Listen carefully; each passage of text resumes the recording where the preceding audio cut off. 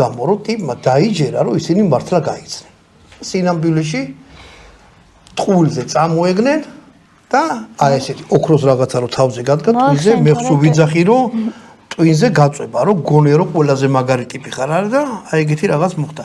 ხო, სხვათა შორის ქსელსე ძმაც მაგ ბრძოლაში დაიღუპა. იმიტომ რომ ერთ-ერთ პირველ გემზე იყო და შეაკვდა კიდევაც იმას. სპარსელებმა ისტორიკოსებს ლომებივით იბრძოლისო. განამხტალად მართლა იომეს, მაგრამ ბერძნებს ვერ მოუგეს.